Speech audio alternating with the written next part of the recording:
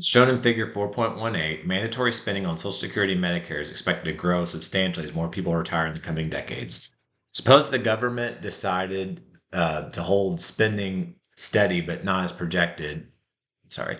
The proportions of spending going to Social Security and Medicare rise from their combined 38% in 2016 to 43% over the next couple of decades. As a percentage of the total outlays, how much would discretionary spending have to decrease to cover this increase in Social Security and Medicare? Comment on how this scenario would affect discretionary programs and Congress's power to control the deficit. Assume the budget proportions are shown in figure 14.17b. Okay, so I'll have to go back and look at that. So if the percentage is going to Social Security and Medicare rises by 5 percentage points, and the proportion of spending for all other programs will have to drop by 5%. So you gotta offset it. So to remain at the 100%. So let's look at figure. I'm gonna pause to get to one. So I've got 17B right here pulled up. Okay, so you can see that.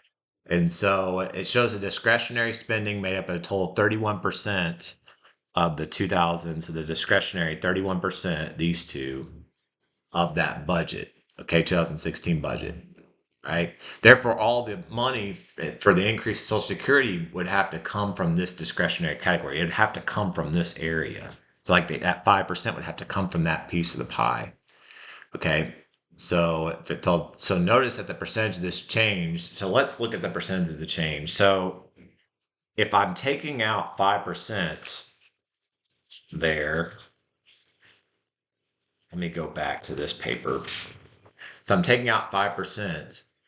The new value would be 26% for discretionary minus the original, which is 31, divided by the old value, which is 31 times 100. So this will show you the actual percentage that's getting taken out. Okay, -5 divided by 31. Okay, times 100.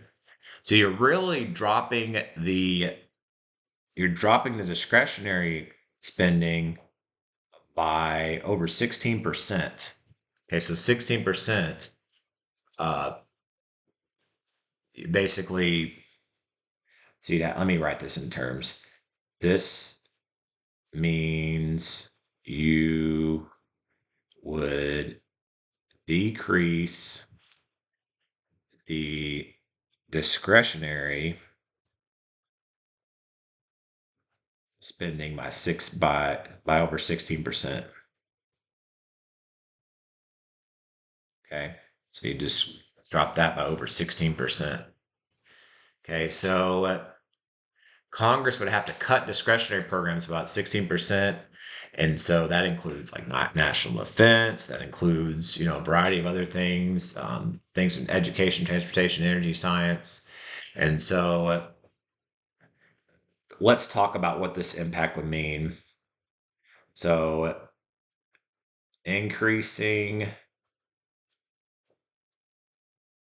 Social Security would mean we would have to cut back, and you've seen a little bit this here recently, cut back costs or cut back discretionary spending.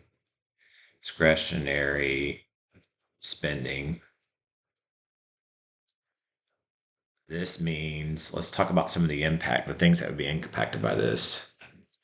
This means cutting back on like national defense,